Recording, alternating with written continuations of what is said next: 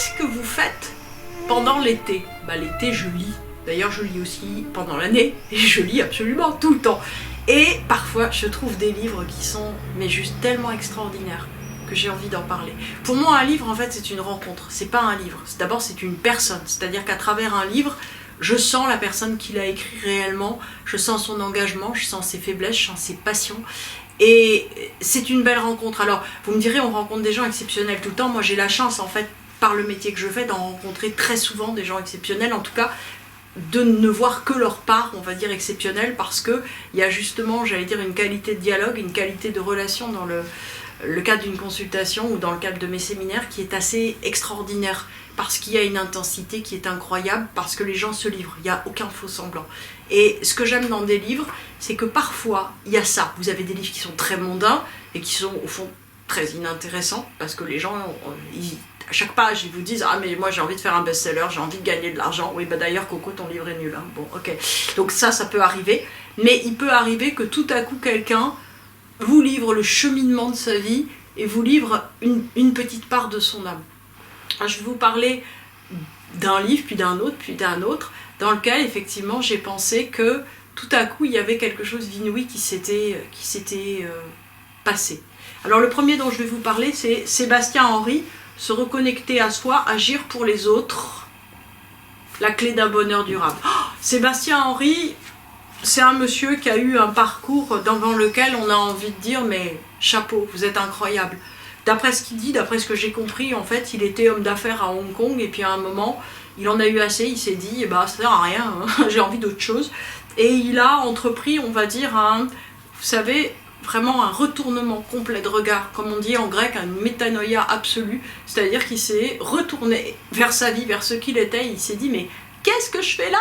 À quoi ça sert ma vie? Et en fait, il a eu un parcours où il a essayé d'aller de plus en plus, on va dire, d'une étude de soi, d'un développement personnel à, j'allais dire, les premiers pas vers une dimension spirituelle.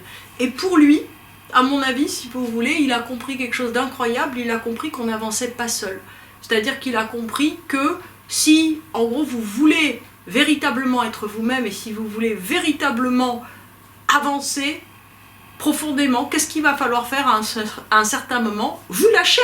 C'est-à-dire arrêtez de penser que vous êtes passionnant.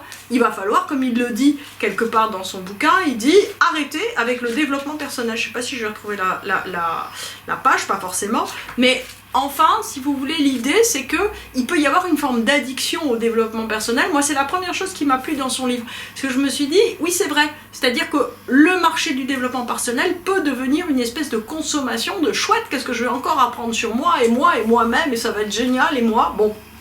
Et si vous voulez, Sébastien Henry, à un moment, en fait, il vous dit, bah oui, mais si vous voulez vraiment rendre votre vie intéressante, il va falloir ouvrir la dimension du partage. Donc là, Sébastien Henry, en fait, j'allais dire, il sort de la zone commerciale du développement personnel. C'est-à-dire que personne va acheter un livre en disant quoi, mais en gros, il veut que je fasse, que je devienne SDF la nuit, que je m'engage dans des associations, que j'ai aucun retour sur bénéfice voilà, qu'on ne dise pas du tout que je me suis engagée, quoi, donner de l'argent gratuitement à des gens pour rien faire, mais à quoi ça sert? En plus de ça, arrêter en gros, couper la parole à tout le monde et essayer d'écouter ce que les autres ont à dire, mais quel intérêt, etc. Se mettre à l'écoute de l'essentiel, éviter la dispersion, berk. Enfin, en gros, si vous voulez, moi ce que j'aime chez cet homme, c'est que je me suis dit, voilà enfin un livre de quelqu'un qui a du courage. Qui a du courage, en fait, de percer le grand mystère. C'est-à-dire que tout seul, la vie n'est pas drôle. Si, en gros, vous vous sentez mal, à un certain moment, arrêtez de vous occuper de vous. C'est ce que dit Sébastien Henry, c'est ce que je dis aussi à longueur de temps aux gens que j'ai en consultation.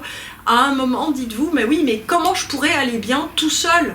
Si j'ai personne à aimer, si j'ai personne vers lequel je peux vraiment me tourner avec confiance, si les gens vous ont déçu, bah, trouvez-en d'autres. Vous savez, comme je dis là encore souvent, il y a beaucoup de gens sur Terre. Pas parce que 10 personnes, 20 personnes, 30 personnes vous ont déçu, si vraiment vous n'avez pas beaucoup de chance, que tous vous décevront. Après, il y a aussi quelque chose, c'est que si on va dans une relation pour recevoir, il y a une forte chance qu'on soit déçu, parce qu'il y a toujours un moment où la personne ne va pas vous donner ce que vous voulez recevoir.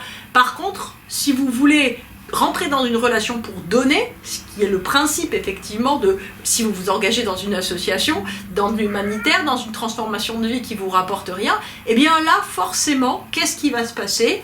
Et bien, en fait, vous ne vous poserez plus la question de qu'est-ce que je reçois, vous allez juste donner. Et là, surprise, qu'est-ce qui se passe ? Plus vous donnez, plus vous recevez. Merci, Monsieur Henri.